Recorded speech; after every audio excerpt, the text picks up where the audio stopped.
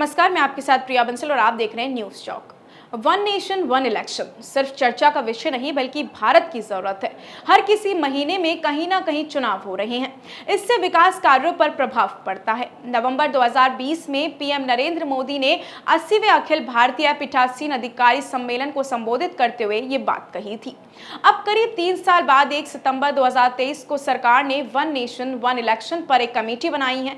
इसके अध्यक्ष पूर्व राष्ट्रपति रामनाथ कोविंद होंगे। सुखबगाहट के साथ ही 18 से 22 सितंबर के विशेष सत्र में इस पर कोई बड़ा फैसला लिया जा सकता है। वन नेशन वन इलेक्शन आया कहां से है और क्या कुछ होता है, आइए आपको बताते हैं। पीएम मोदी इसे लागू क्यों करना चाहते हैं, सरकार ने अंदर खाने क्या क्या तैयारी कर रखी है, आइए समझते हैं इस पूरे मुद्दे को। सबसे पहले जानते हैं कि वन नेशन वन इलेक्शन क्या कुछ होता है। भारत में फिलहाल राज्यों की विधानसभा और देश के लोकसभा चुनाव अलग अलग समय पर होते हैं। वन नेशन वन इलेक्शन का मतलब है कि पूरे देश में एक साथ ही लोकसभा और विधानसभाओं के चुनाव हों, यानी कि मतदाता लोकसभा और राज्य के विधानसभाओं के सदस्यों को चुनने के लिए एक ही दिन एक ही समय पर या फिर एक ही चरण बिंदु तरीके से अपना वोट डालेंगे। आजादी के बाद 1952, 1957, 1962 और 1967 में लोकसभा और विधानसभा के चुनाव एक साथ ही होते थे, लेकिन 1968 और 1969 में कई विधानसभाएं सभा में पहले से ही भंग कर दी गई।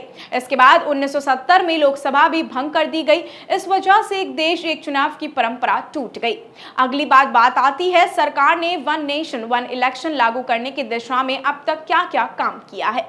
तो आपको बता दें कि मई 2014 में जब केंद्र में मोदी सरकार आई थी तो कुछ समय बाद ही एक देश और एक चुनाव को लेकर बहस शुरू हो गई थी। दिसंबर 2015 में लॉ कमीशन ने वन नेशन वन इलेक्शन पर एक रिपोर्ट पेश की थी। इसमें बताया गया था कि अगर देश के एक साथ ही लोकसभा और विधानसभा के चुनाव कराए जाते हैं तो इसमें करोड़ों रुपए बचाए जा सकते हैं। इसके साथ ही बार बार चुनाव आचार संहिता ना लगने की वजह से डेवलपमेंट वर्क पर भी कोई भी असर नहीं पड़ेगा। इन्हीं बातों को ध्यान में रखते हुए 2015 में सिफारिश की गई थी कि देश में एक साथ चुनाव कराए जाने चाहिए। पीएम मोदी ने जून 2019 में पहली बार औपचारिक तौर पर सभी पार्टियों के साथ इस मसले पर विचार विमर्श के लिए बैठक बुलाई थी।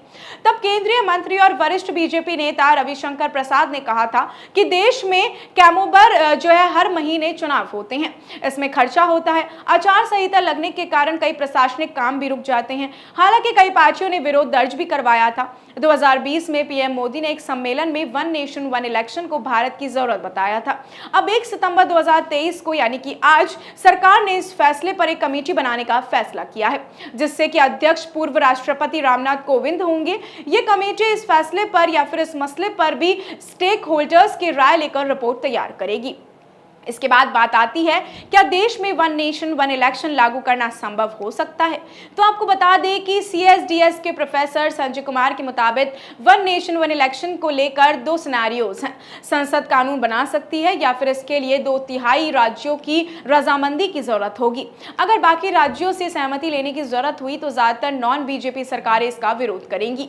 अगर सिर्फ संसद में पारित कराकर कानून बनाना संभव हुआ तो भी कई मुश्किलें होंगी, जैसे एक साथ चुनाव कब जाए, जिन राज्यों में अभी चुनाव हुए हैं उनका क्या होगा, क्या इन सरकारों को बर्खास्त कर दिया जाएगा। यह साफ है कि कानूनी तौर पर कई अड़चनें आना संभव है। मेरा मानना है कि कानूनी आधार पर इस समस्या का हल कर पाना संभव नहीं है। इसके लिए दूसरे राज्यों की सहमति बहुत जरूरी है। हालांकि मतभेद इतना ज्यादा है कि मुमकिन नहीं लगता।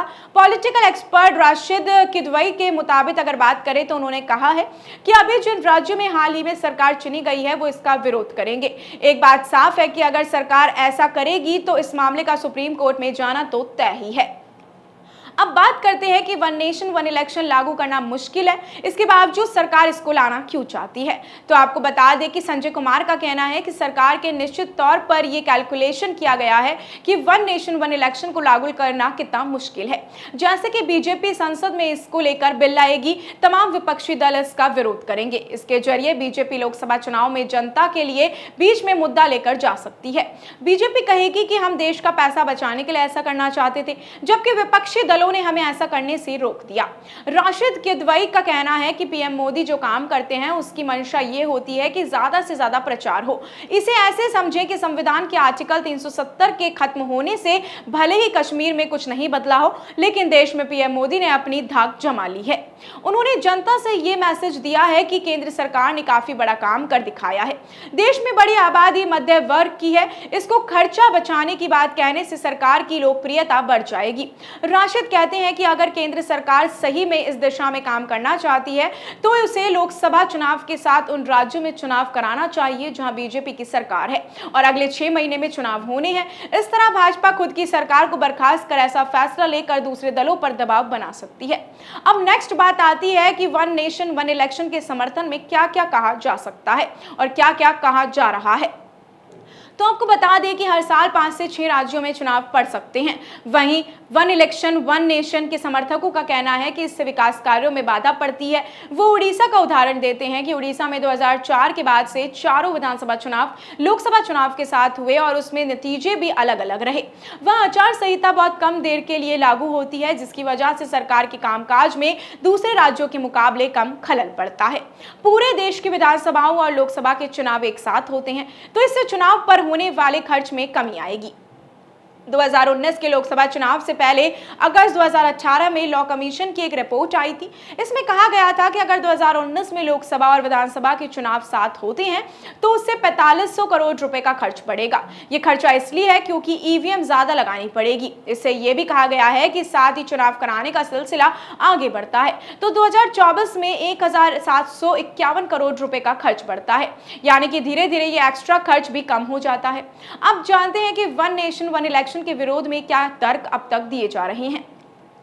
तो राष्ट्रीय स्तर पर देश और राज्य के मुद्दे अलग अलग होते हैं। एक साथ चुनाव हुए तो वोटर्स के फैसले पर असर पड़ने की संभावना है। चुनाव 5 साल में एक बार होंगे तो जनता के प्रति सरकार की जवाबदेही कम हो जाएगी। अभी की स्थिति में लोकसभा चुनाव जीतने वाली पार्टियों को डर होता है कि अच्छे से काम नहीं करेंगे तो विधानसभा में दिक्कत होगी। एक साथ चुनाव कराने में तीसरी दिक्कत यह है कि अगर लोकसभा 5 साल में ये पहले ही भंग कर देती है और क्या होगा, क्योंकि अभी तक लोकसभा में 6 बार 5 साल में पहले ही भंग करा दी गई है, जबकि एक बार इसका कार्यकाल 10 महीने के लिए बढ़ा दिया गया था। ऐसी स्थिति में भी फिर अलग अलग चुनाव होने लगेंगे। पूर्व राष्ट्रपति रामनाथ कोविंद को वन नेशन वन इलेक्शन की कमेटी का अध्यक्ष क्यों बनाया गया है, यह भी जान लेना बहुत जरूरी है। तो आपको बताते हैं कि राजनाथ कोविंद को जो है 1 अक्टूबर 1945 को कानपुर की डरापुर तहसील के पारौक गांव में जन्मे थे। 1977 में तब पीएम रहे मोरारजी देसाई के पर्सनल सेक्रेटरी बने। 1978 को कोविंद जो है सुप्रीम कोर्ट में वकील के तौर पर अपॉइंट हुए। 1980 से 1993 के बीच में सुप्रीम कोर्ट में केंद्र की स्टैंडिंग काउंसिल में भी रहे। कोविंद ने 1944 और 2000 तक के उसके बाद 2000 से 2006 तक राज्यसभा सदस्य रहे। अगस्त 2015 में बिहार के गवर्नर अपॉइंट हुए। रामनाथ कोविंद बीजेपी का दलित चेहरा रहे हैं। वे दलित बीजेपी मोर्चे के अध्यक्ष रहे हैं। ऑल इंडिया कोली समाज के प्रेसिडेंट रहे हैं। कोविंद बीजेपी के नेशनल सपोर्ट्स पर्सन भी रह चुके हैं, लेकिन वे लाइमलाइट में इतने दूर रहते थे कि प्रवक्ता रहने के दौरान कभी भी टीवी पर नहीं आए। रामनाथ कोविंद 25 जुलाई 2017 को भारत के राष्ट्रपति चुने गए और 5 साल का कार्यकाल पूरा किया।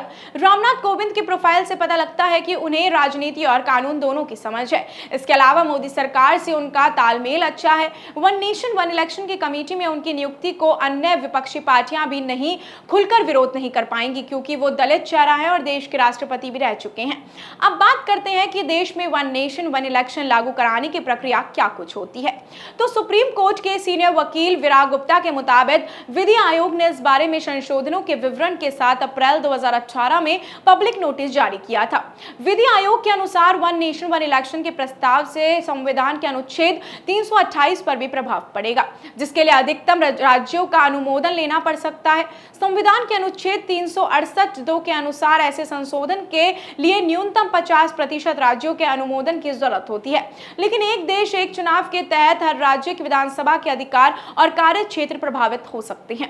इसलिए इस मामले में सभी राज्यों की विधानसभाओं से अनुमोदन लेने की जरूरत पड़ सकती है। इसके बाद जनप्रतिनिधित्व कानून समेत कई दूसरे कानून में संशोधन करने होंगे। 30 अगस्त 2018 में न्यायमूर्ति BS चौहान की अध्यक्षता वाले विधि आयोग ने भी कहा था कि संविधान के मौजूदा ढांचे के तहत देश में वन नेशन वन इलेक्शन नहीं करा जा सकता। इसके लिए संविधान का जनप्रतिनिधित्व अधिनियम जो है 1941 में जो है बदलाव की जरूरत हो सकती है। इसके अलावा लोकसभा विधानसभाओं के संचालन के लिए बने नियमों के लिए संशोधन की आवश्यकता होगी। अब इस पूरे मुद्दे पर आपका क्या कहना है, हमें कमेंट सेक्शन में जरूर बताइएगा। ऐसी और भी तमाम अपडेट्स और जानकारियों के लिए आप बने रहिए हमारे चैनल न्यूज चौक के साथ। मैं आपके साथ प्रिया बंसल, इजाजत दीजिए, नमस्कार।